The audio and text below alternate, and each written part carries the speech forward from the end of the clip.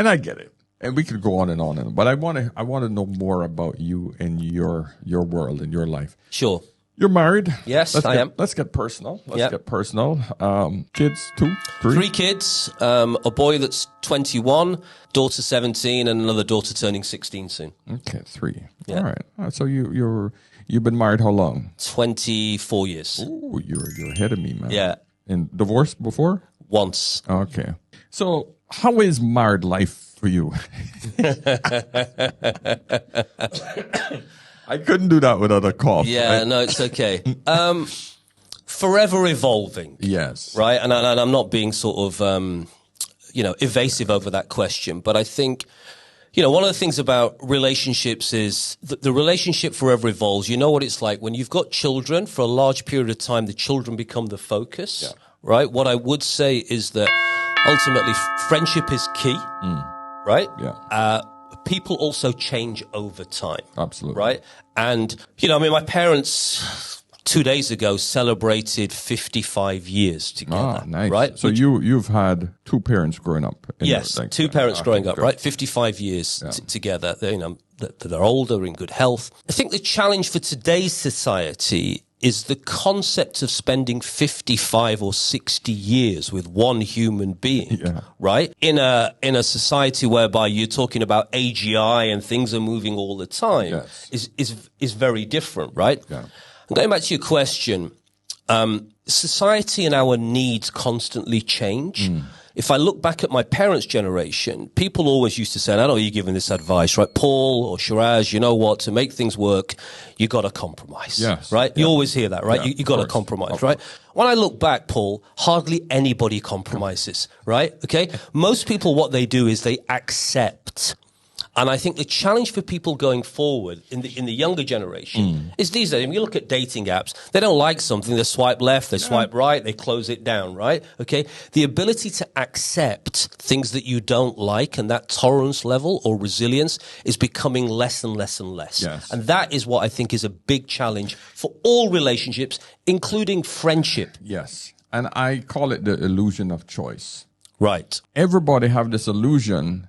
Whatever they see online is their reality. Yeah. And they don't realize the second you actually meet some of these people that like you online, you realize that this isn't somebody I want to spend more than 5 minutes with. Yeah. So this illusion of choice gives people this sense that they could throw away other people that just have the minute amount of resistance to whatever the hell they want. Oh, he didn't, I really don't like his pinky finger. That I don't like, it's a bit bent. And eliminate him or her. Oh, I don't like her toenails. Oh, I don't. You ever watch the show Pop the Balloon? No, I've not seen it. No. It's freaking ridiculous. Right. Basically lining up 10 people and then one person comes out and the initial reaction, let's say it's a woman that's coming out, it's being judged by these men. If they don't like how she looks initially, pop the balloon. Okay. Right. 37. Okay. And Braylon, why did you pop your balloon? Too much weave. The toes hanging off the shoes for me. Okay. So the toe is like she gripping the side of the shoe. The Pop the Balloon show is the Game of Thrones of social media right now. And the dumbass reasons for people, oh, I didn't like the dress that she was wearing. Oh, I don't like that tattoo on her arm. Oh, I don't like her toes. Oh, her shoes look too small for her feet. And you just listen to this shit going, you don't even know the person, period. So at what point do you think it's changed, that society has changed and become less tolerant and more disposable? And I'll further that. It's not just relationships transcend, the home life. They're also in the work life, right? Yeah. You work in many organizations right now, and let's say I think Paul doesn't have a good year, right? Or a good 6 months, right? Yeah. You now often live in a culture where people are like, okay, let's get rid of Paul and let's get somebody else in, right? Yeah. Rather than let's work with Paul and make Paul better. Where's the tipping point happen? Because that's not the society that we were brought up in. Yeah. Man, it's hard to say. I've always been an entrepreneur. So the corporate world isn't something I operated in, to be honest. So I don't have a lot of beef in the game of the corporate environment. I've always operated as a one-man show. I've always had businesses. I've done 13 different businesses in my lifetime, but I've always had to hire people and I give them the chance to prove themselves. Okay, right? so that's the same thing then. You have given them the chance. Yeah. But I guess over the last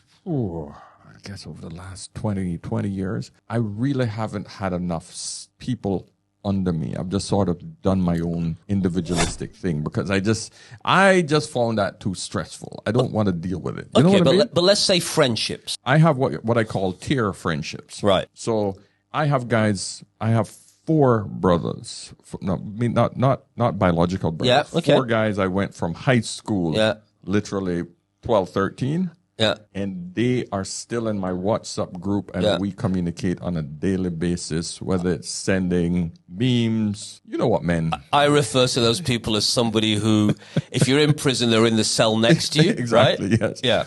And I know that if I end up in trouble anywhere, those 4 guys are going to pool their resources and get my ass out of whatever trouble I'm in because they know so much about me that they know that if I'm there, I'm not there because I messed up. I'm there because I shouldn't be there. Okay. And even if I was there because I messed up, they're going to still help me out, right? And then after that, there are acquaintances and people who I meet during my life, like since I've been here. You know, I got 2 guys that I've known since I came here. So they're almost 15 years in my life, right? Okay. And we're there for each other. It's almost like the expat family, you know? Yeah. And then there are people who you meet on a regular basis. But because Dubai is such a transient country, a lot of people have a problem bonding. Now, I've been lucky to have 2 or 3 people who just there for me constantly. They don't disappear. And then there are regular acquaintances. There are people that you just meet randomly and you get certain attachments and, you know, you just check on them on special occasions. You might meet up for coffee. You might have a chat. Those people. So it's what I call different tiers of friends. Yeah, and that's it, really. Right. Isn't it the same for you? Or? Yeah, I think it's similar. I don't even think I've got 4. You're very lucky if you've got 4, right? Some people have been telling me. Yeah, I think 4's very lucky. I think I'm probably down to 2. One was in Abu Dhabi with me this week, to be honest. Yeah. I think what happens now is that, and this is symptomatic of modern life, right? And we call it evolving. Right. But I'm not necessarily sure whether it is always evolving. Right. As we travel, as we widen our scope, as we change our jobs, as we constantly move, what you tend to find is with relationships, accessibility is a key point. Yeah. Right. OK, those people, it's interesting you say those 4 guys, you knew them from the age of 12. Yeah. Right. So what it means is for a number of years, you probably had nobody else to rely on. Right. No. Which is where you form that sort of bond, that friendship. Right. Yeah. What happens now, and it's not disingenuous, is that you can spend day in, day out with somebody for 2, 3, 4, 5 years, right? They're a buddy, they serve a purpose. It could be like school parents, right? We've all been through that circle, right? Yeah. Okay. The minute the kids move on or the friendship circles change, normally that relationship ends right? Yeah. And we have become a lot more used to in society, sort of living in the present, which is great, right? People serving a need, right? Which is both ways. It's what I would say is a symbiotic relationship. You feed off them, they feed off you. And once that's done, right, people now are very quick to be able to move on. Yeah. Right? And I think that stems into even personal relationships, whether it's guys' relationships, romantic relationships, even with children. It's very different to how it was. Yeah. I mean, everybody wants something out of the relationship that they have. Yeah. And if they feel that there's nothing else to be had, they're going to move on. But what is that something? I think that a lot of people just sort of ignore the mere importance of having someone to just talk to. And they don't realize how important it is until it's gone. Yeah. I love the idea that, you know, some days things are not going well. Might have a big argument with my wife or something. And I just want to reach out to somebody else to talk to. I don't want to go and talk to her because she's part of the issue. Right? But that's normal. That's healthy. Of course, that's healthy. Yeah. And so it's just nice to go to somebody and say, oh, fuck, man, it's just, you know, driving me crazy. And it's just, she don't understand this. And, you know, and it's always good to find someone who's already married, who's in the same space, because your single friends, you got to be careful of the single friends. Yeah. You know, you got to, because they could slowly just lead you astray. So I like to know that, hey, I can talk to so and so. Yeah, I got a Ukrainian friend he's one of my fellow. I don't know. You ever meet Arthur? No, I've not. Okay. No. Okay.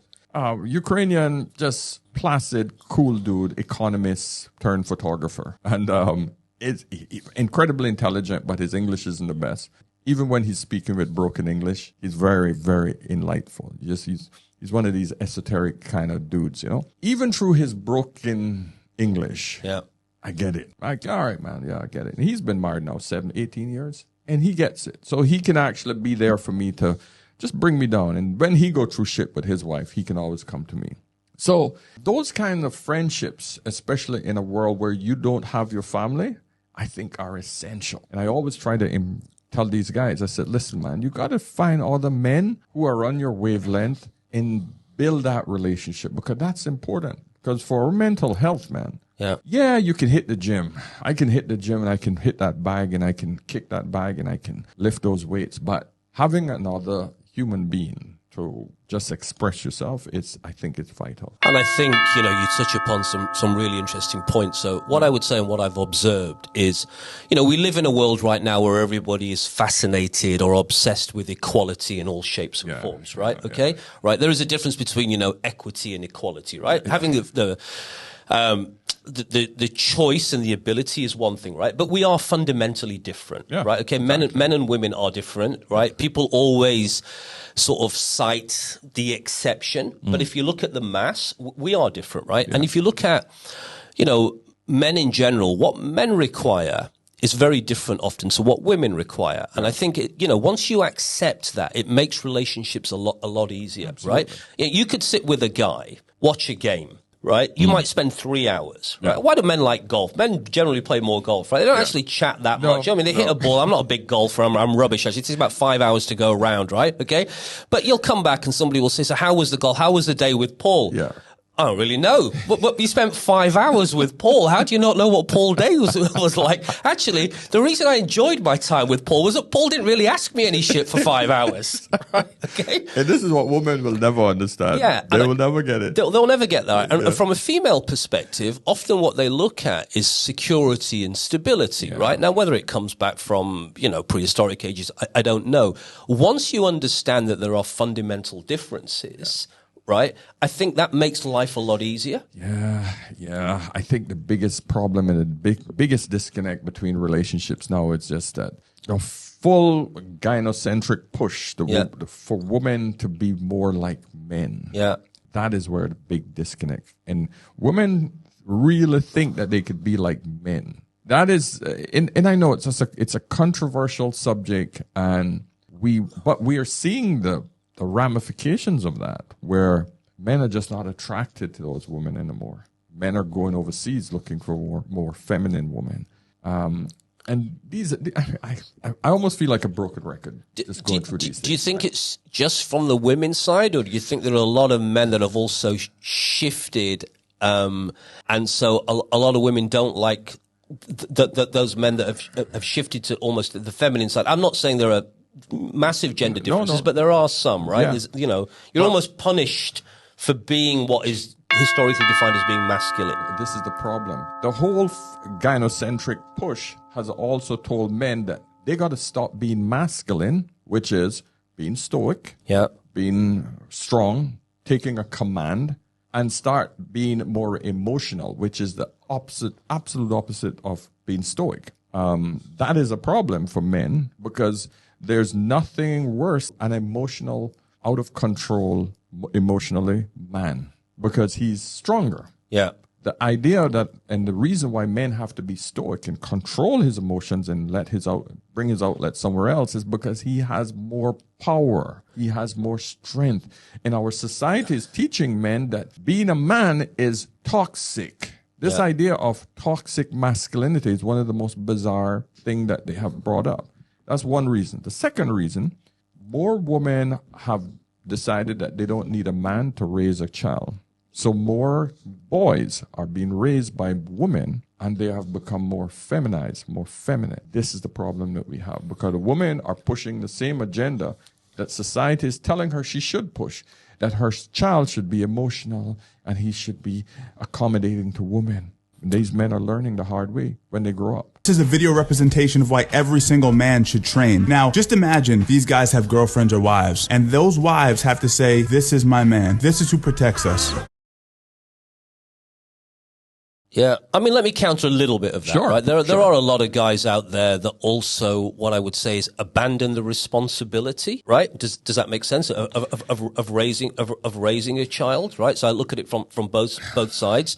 Going back to your first point, though, which is really interesting, is and this is the thing, right? So men have to be slightly more stoic, because if confrontation with men gets out of hand, right, you end up with normally physical altercation. Absolutely. Right? Okay. And the ramifications of physical altercation are normally very bad, right? For everybody concerned, right? But women don't get that. No, and ironically, it's funny, you could watch MMA, yes, right? You watch MMA, two guys beating the hell out of each other. Yeah. More often than not, at the end, they're giving each other a hug and a kiss, and it's forgotten about the next day. There's a mutual respect, yes, right?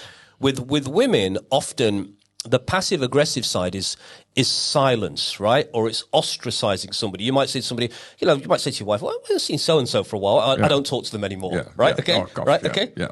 Men have less of that, yes, right? So there are differences that need to be acknowledged. But women have become much more aggressive, yeah, in today's environment. And this aggression, a lot of it is portrayed towards men. Yeah.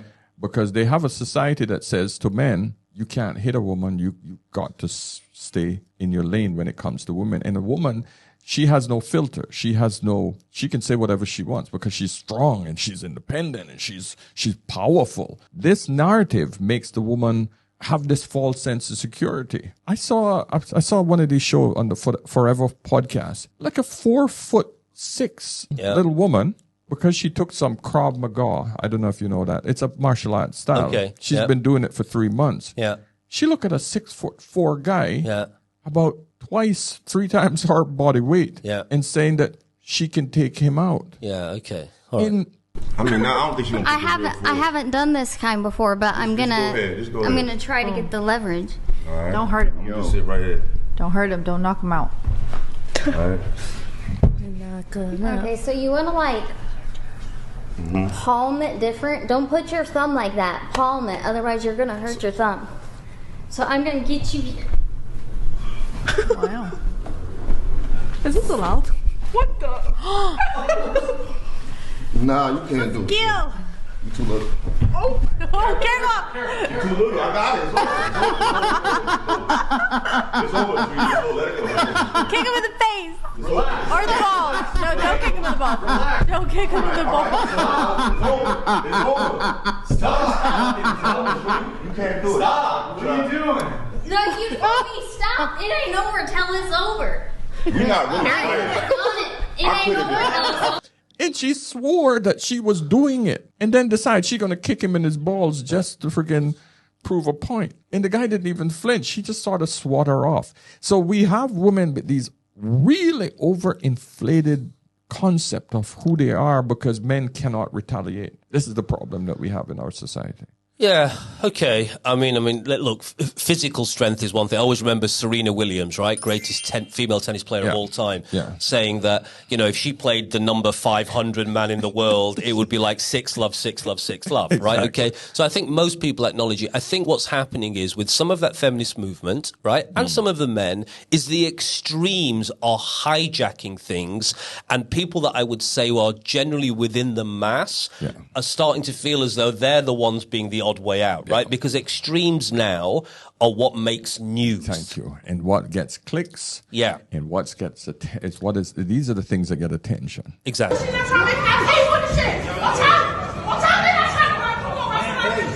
let her make her food. Just get her food, please. Just let her get her food. Just for the night.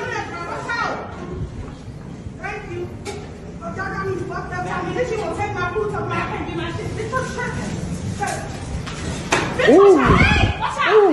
Unfortunately, this is the world we live in. But we need to bring that back. But that's not going to come back. No. It's not, because we have reached this point in our world where we're so addicted to the extremes. Yeah. And news channels see it. We vote for them, Paul. We don't vote for them, but people are voting for them all over the world right now. Even channels like mine, unfortunately, that's what gets the clicks. Yeah. Well, I think it's not. People are fascinated to hear that it's not unique to them what they're observing. Trust me, my friend, this conversation here is going to get a lot less clicks on it than me showing conversations with a woman beating another woman, fighting another woman, or or a woman cheating, or a woman saying something derogatory about sex. Yeah. If I showed right now, this girl now who's attempting to sleep with a thousand guys. The train. 1,000 guys in a day. Yeah. That woman is making so much money from the amount of attention she gets on OnlyFans right now. Yeah. Right. Does that have any relevance or any, what's the word I'm looking for? Any substance? That's the word. Substance to it? It doesn't have any depth, but often what happens is, and I think this is us as human beings, is we're fascinated by the extreme or what we're capable of doing, right? So if you look at it, there are books about serial killers, right? I mean, let's think about it, right? We make films about serial killers, right? They're probably thankfully, they're 0.0001% of society, normally white males, by the way, right? Okay. Let's just put that out there, right? But people are fascinated by it because they're always fascinated to see how far the human race can go, right? The reality is that the vast majority of us, if put in a certain situation, behave the same way. Right? People make judgment about wrong decisions that people make in life, whether it's a relationship, whether it's financial, friendship, all of those things, right? People will always view, I don't think I would do that, or why they would do that, right? But actually deep within ourselves, when we look at it, we're all capable of most things, right? So if you look at murder, right? The reason why we're obsessed with serial killers, right, as opposed to, say, a specific murder, is that most people could probably think, God, at the wrong point in life with the wrong thing, we could fall out, I could push you just accidentally, you could fall back, hit your head, right? Okay. What I wouldn't be able to do is do it again and again and again, right? So when you talk about the lady there with 1,000 guys, people are just really fascinated by the extreme and start to believe that that's become normal, hijacked by social media. But the problem with this is that it can become normal. We normalize it. We're normalizing it because it self-perpetuates. Yeah. It get picked up by so many people in the media, and then other women start to see, because she's not the first. The woman before her had reached 919. Yeah, so people always need to go one better, right? Exactly. Right. So women will now say, because we've seen girls who say, I slept with 20 guys over the summer. Yeah. Which isn't close to 1,000, but now she's saying, well, it's not 1,000. Yeah. You get my point? No, I do get your point. Even though 20 is outrageously high for a 20-year-old girl. Yeah, it's. I'm not going to use the word disgusting, but what I will say is what it does, unfortunately, is it desensitizes the human being, and so then when it comes to a relationship or forming a bond or even a friendship, as we spoke about, right? You realize that actually you don't get a chance to build any depth. So if you know that everything is disposable, right? If you're the next person thinking you're going to be special in that, you're not, right? Well, because that emotional attachment is not going to be there from that person. Yeah. Just so I can show you the scientific reason behind it. When a woman has sex with a man, she produces dopamine and she produces serotonin. There's a third. I can't remember. There's the bonding chemical, the bonding hormone. What is the bonding hormone women produce when she has sex with a man? And she produces oxytocin. Now, the problem with that is after a certain amount of men, and they've done scientific studies on this, the number is 5. After the 5 men that a woman has been sexually active with, her chances of staying married to a man drops by 80%. Right. 80. Yeah. So women just don't understand what it does to their mental capacity when they've had that many partners in their life, because now they're unable to bond with one man. And because of the massive amount of dopamine she's been producing during those sexual activities, this is like just snorting coke every single day. So now you end up with one guy. You think one guy is going to freaking satisfy your urge? No, it's not going to happen. And from a male perspective, right, as we know, often a large part of it is a physical release that a man needs to have, right? Yes, the bond and depth is very different. Of course, intimacy is important, right? Intimacy is very important, right? Males require intimacy, which is why if you look at sort of the pornography industry, right, it's normally subscribers probably over 90% men, right? Yes, it's not 50-50, right? That's just fact. It doesn't mean they're perverse or whatever, right? It's just physiologically how men are designed, right, with testosterone. But what men often require, and I think this is a challenge for a lot of women these days because it's not seen as being subservient, but what men often require is affirmation. Yeah. Right? Yeah. And that's an interesting one. People think affirmation is like, Paul, you're amazing, you're great, you're fantastic. Sometimes it could just be, Paul, you know what? Thank you for what you've done. That's it. That's it. I just gave this to my daughter. My 18-year-old just started dating. Okay. First time. Right? Okay. Just a boy? Yeah, a boy. You were in the Middle East. Got to ask the question. Yeah. Really nice fella. Yeah. She brought him over. I met him. He goes to, he comes from really well-off family. Yeah. He goes to a private school in the UK, one of these prestigious schools. I don't want to, call him out. Yeah.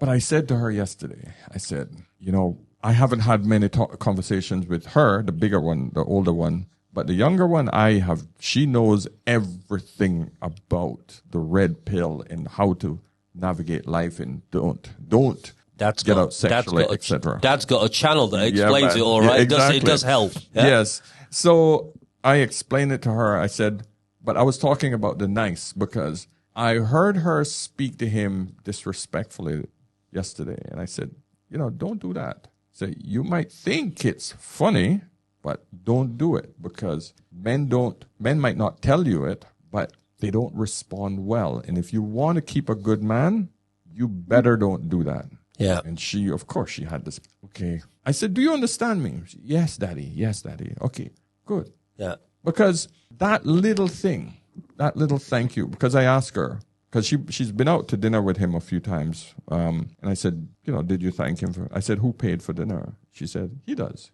I said, do you ever thank him? She said, no. I said, why not? Well, I'm there. I'm his girlfriend and, It's expected. He should be. pay. I said, no. Yeah. I said, do you pour the water for him or do you get him the napkins or it's like, no. I said, you got to do these things. So I am trying to explain to her what value a man needs from these interactions with his girlfriend because women these days tend to just take and think that their presence is enough. This is where we are in the dating market. We didn't have that growing up, man. No, we didn't have that. But I also think, and this is a testimony to most women of our generation, their expectations were also very different as well, right? I think societal pressures right now are very much a lot more based around materialism. What can a man provide, right? I think in our era, and I make us sound as though we're prehistoric. We're not prehistoric in many ways, right?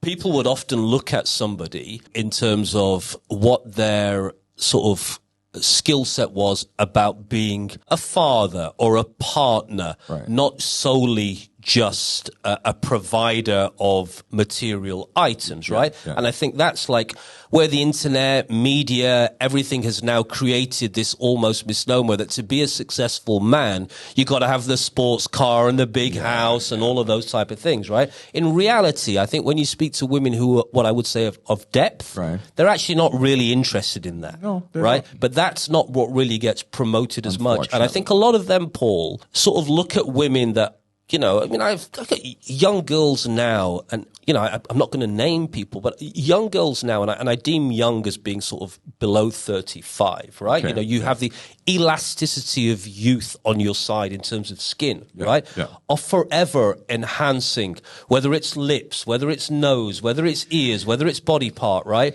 On this strive for what they think is imperfection. Yes. And you ask most men, do they want that? They don't want that. They don't want it. They don't want it. And my show last night had this exact issue on. Women are competing against each other. Yeah. I don't understand why they think they need to do it, but they do compete against each other. When I address it, they swear, well, no, I'm not. I said, do you know that men don't really care for fish lips and BBLs? Yeah. The problem that I find is that women have adopted the entire prostitution characteristics and incorporated into their ability to attract a man. And they really think that that's what men want, even though men have been telling them for freaking decades, we don't need the BBLs. We don't need to see you twerking. We don't need the cum catcher eyelashes.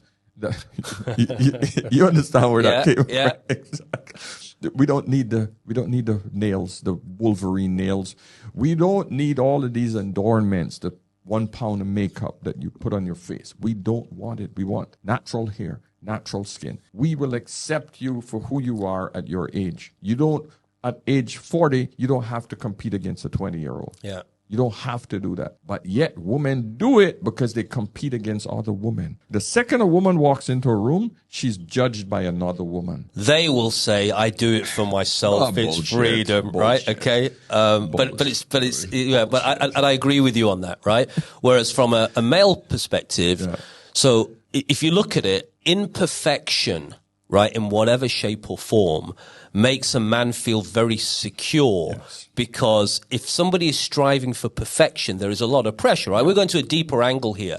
You know, suicide rates are significantly higher with men than they are in women, right? Okay. Again, you know, everyone's like, okay, we're living in this society, everybody's equal. Well, why is that, right? So there is so much pressure, particularly on young men, right? To look a certain way, to earn a certain amount, to do all of these things. And if they feel as though they don't do that, right, they feel as though they're a failure and they have no role to play within society. Now, me and you are sat here with a combined age of like close to 110, right? Yeah. We've had lots of failures. Oh gosh, yeah. Right? And you know, the phrase I said to you earlier was like, our confidence comes from the failures that we overcome, right? And are able to sit back and say, was it crap at the time? Yes. Was I in a dark place at the time? Yes. Have I contemplated the worst in life? Yes. Right? Yes. Okay. Has it happened a number of times? Yes. If I see somebody in the same position, I will say to them, it will get better. It will get better. Now, you believe it won't because you all believe that what you go through is unique, right? Yeah. But going back to my point, unless you are that serial killer, right, or that person on the extreme with 1,000 people in a day, most of us in the same situation behave the same way, which is why when you ask an older man, right, it's worth listening to him, not because he's wise because he's Paul. It's because he's experienced those things. Yeah, I've lived it. You've lived it. I've lived it. You've lived it. And this is what a lot of the younger generation don't understand. Yeah. You know, back in the day, I mean, the reason why I started this channel and I call it this is because back in the day, we used to listen to the older men. Yeah. We used to listen to the old man in the village. Used to get the advice from him. Yeah. Nowadays, everybody's looking at TikTok. Some young dude in a little Ferrari that he freaking rented from down in Dubai. to post it for a day. I mean, I always love the phrase, Paul, right? When they say like, experience is a great school, right? Yeah. Just the fees are high. Right? Okay, that's what it is. Exactly. Exactly. But it makes a big difference when you've been through things. And this is often what I would say, you know, going back to how we started about Dubai and we've come here. So we've both been on various adventures or journeys. Otherwise, we just stay where we are, right? There is a difference between being old and having lived many years. Yes. Thank you. Beautiful. You see why I love this guy? Now, I want to segue into, and we'll probably finish up with this, legacy. Yeah. What happens now as we reach the last quarter of our life? Yeah. Right? We're in the last stretch. What is it And how is it that you were going to be leaving a footprint? Okay. Interesting. Good question. Yeah. We've not rehearsed any of these, No, right? we haven't. Rehearsed any of these, right? So when I reflect back, and I think this is normal, when I look back at my life and break it into segments, right? You ignore the childhood. Your childhood is molded by the environment that you live in, and you can't really control what your parents put on the table and how life is, right? And then you make your own way, right? And I think what happens is when you make your own way, and I look at myself, initially, it's all about you, right? Okay, you want your boss to like you. You want the hot girl to like you. Hope she becomes your wife. You want people to like you. You want to build your capital, right? Okay, and it's all about me, me, me.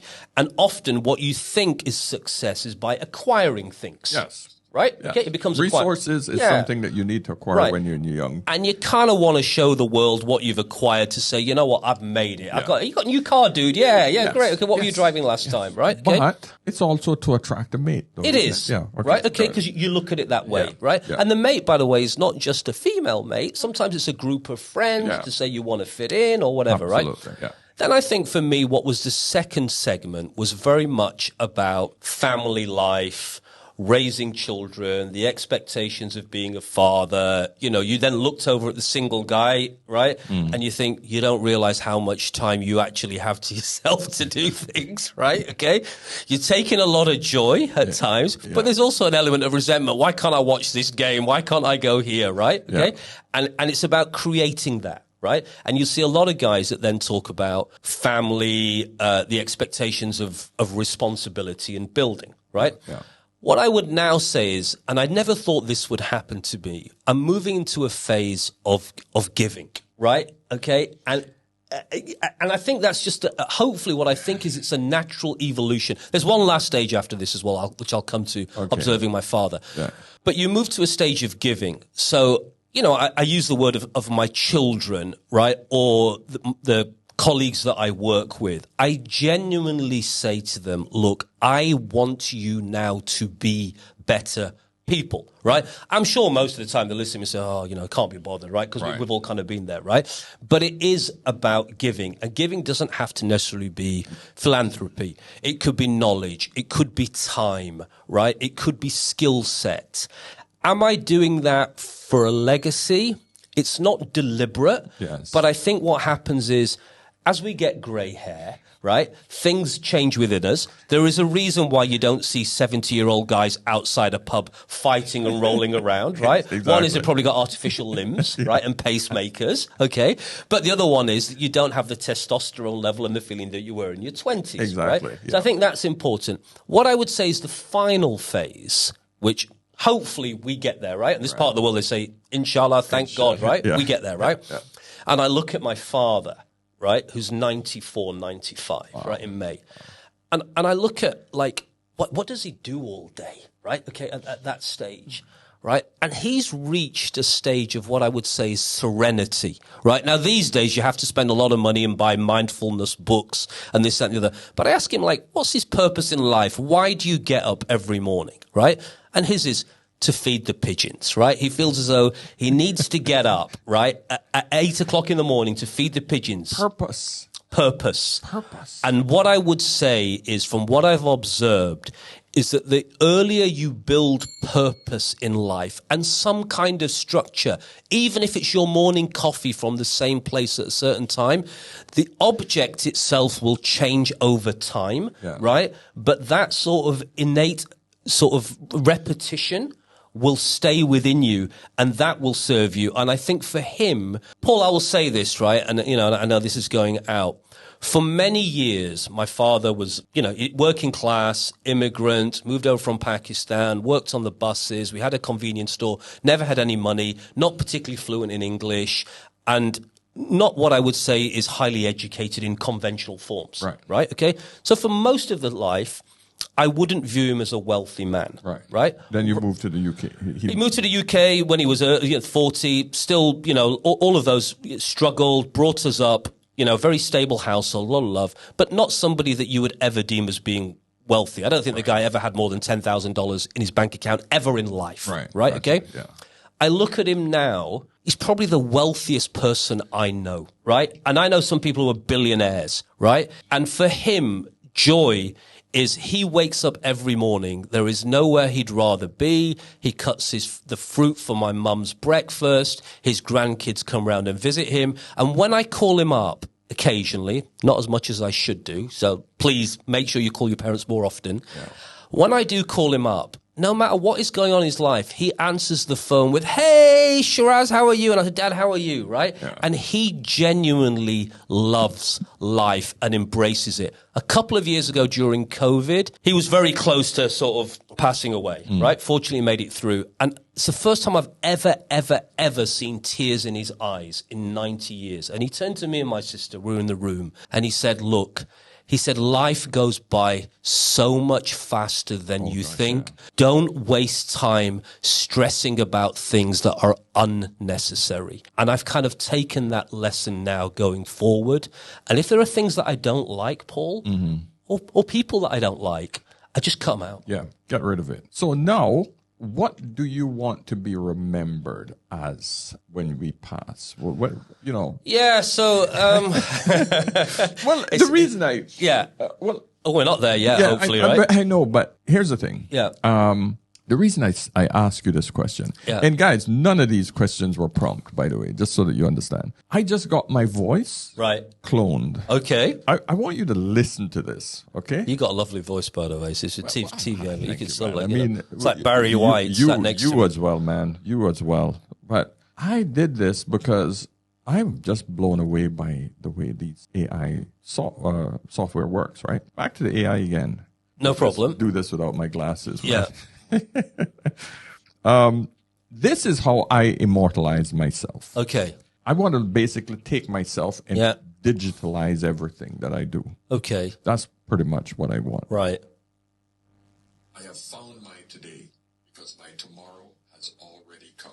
Okay, that's a sample. That's a sample of it, right? But I can take this and I can just write whatever I want and it will. And that was only with 20 minutes of training it. If it requires me to do 2 hours to get it to 99% perfection. Right. So what do you want your legacy to be? You want to leave it in a media form? Well, or I explained this a while back as well. I don't have any visual information on my grandfather. Okay. We came from nothing. My parents were immigrants. One came from Cuba, one came from Jamaica, and they met in Cayman Islands, and that's when they had me. My father was a bartender. My mother was a chambermaid at the hotels, right?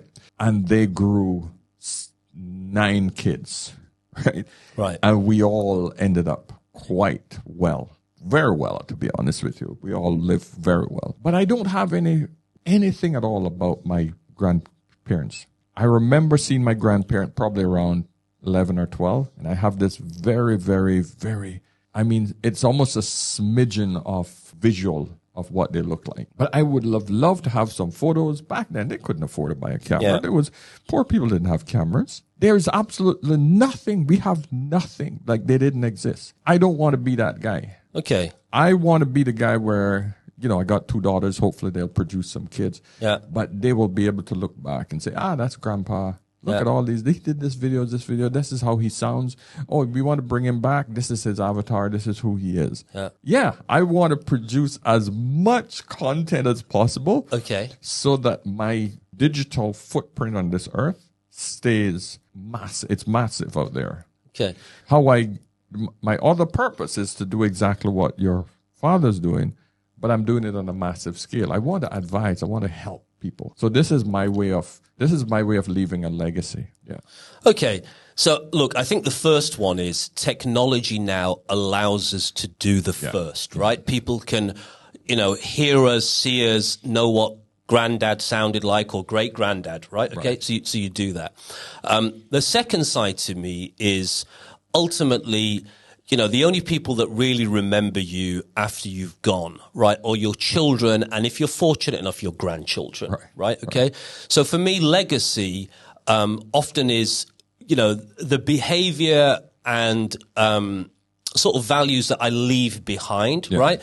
Now, that can be, really broad. People like to do these really cheesy things. Oh, I want them to have integrity. I want them to have this. I want them to have that, right? But it could be the small traits, I know. right? Okay. So like it could be the family quiz, right? It could be, do you know what? I remember growing up and my father always asked me these general knowledge questions, right? Okay. And that sort of gets passed on, right? Whether it's sport. And for me, in terms of legacy, so there's twofold. There is one, what I would say is the audio-visual one that you create now so people can attribute to it. The second one, which I think is more powerful, is, you know, like conversations like this where, what I want from my children, because ultimately they will be my legacy, right, is I want them to know. So my daughter's playing netball. I know your girl's playing netball, right? Okay. They often play in the positions where you shoot, right? Okay. Now in netball, as we know as dads, right, there's a lot of pressure on the person that shoots. Absolutely. Right. And there's a couple of people that shoot. What I say to my kids is, look, I don't mind how many times you miss. I really don't. Right. The only thing that will disappoint me, right, as a parent, is if you're too scared to take the shot. Yes. Right? Yeah. And I said, you need to know that no matter what happens, right, as far as dad's concerned, as far as mum's concerned, as long as you take the shot, it doesn't matter on the outcome, right? You are on the right path. And for me, that would be my legacy, right? That it passes on, that they feel as though that self-belief, right, has come from their upbringing, that it doesn't matter the outcome. Don't be scared to take the risk. Okay, so you're going under the assumption that your legacy won't be remembered beyond 2 generations. Is that what you're basically saying? I don't think it'll be remembered, because I think what happens is, to create emotional feeling, it doesn't really matter what you watch. You could watch a horror movie, right? You might get it for a second, but recreating that horror feeling doesn't really last very long. And even more so with joy. Right? So if I say to you, Paul, think of the best moment in life, right? You know, let's not go there, wherever that might be, right? Okay? Could take us down a different path. But if I said to you, Paul, right now, recreate that feeling, you can't. Right? You can't. I get it. But to me, legacy has, well, two things, right? It's you creating something where people will benefit from or remember you from. Having both will, of course, make your legacy run longer. If you had a massive trust that you left for your kids that will last 5 generations, they will remember you, right? Because it benefits them and it's helping them. They will use the money. They won't really remember you that often, Paul. That's a misnomer. I hate to shatter that illusion. I think if the trust fund is called Shiraz slush fund, they will always remember every time they go and dip their hands in it. People do it because they believe they'll be remembered long. My guess is Carnegie Hall in America. Most people don't know who Andrew Carnegie is, right? Okay. And it works that way. But I think, look, we're fortunate that we're now in an age where we create that digital footprint. Right? To be around. But if you're asking me personally, that legacy really comes from creating emotion and feeling. So on the last point, I had a conversation with somebody that I worked with yesterday, right? And kind of like judge, how successful you are in life, right? And like I said, I've gone through the various stages. What I would now judge by success in many ways, and it could be this relationship. We might not see each other. We might in different parts of the world. There might come a day where it's 5 years from now, you walk down Dubai Mall, you see me on the other side, right? I've not seen you. Does that make sense? Okay. Success for me now would be you saying to whoever you're with, listen, just give me a minute. I just seen a guy I need to go and say hello to. Right? I would never thought I would have said that 30 years ago. Yeah, that's true. That's true, man. It is true. Oh, my brother, this could go on forever, but we got to stop at some point, man. I'll probably break this up into two or three different Thank you for inviting segments. No, man, it was my pleasure. Really enjoyed it. My friends, let me know. I'm sure you're going to let me know whether you want Shiraz to come back. I personally think he should start his own YouTube channel. Has a lot of knowledge up there, a lot of stuff bubbling up there. You're a wise man. You're very articulate. You need to make people know this should be your legacy. Well, I'm going to sign up for that course and work out how you do it, right? That's, that's the festive season. Oh, he's good, man. I love it, man. Love it. Thank you for having me, Paul. No, my pleasure, brother. All right, my friends. Hey, thanks for staying this long. And hey, make sure you guys subscribe. Make sure you join the membership system. Buy the digital toolkit system. And of course, join the membership site.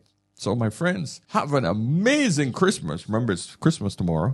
Amazing Christmas. Happy Christmas and a happy new year. Good luck for 2025. All right. And of course, remember, whenever in doubt, always ask an older man. Ask an older man. I'll see you guys soon. Cheers.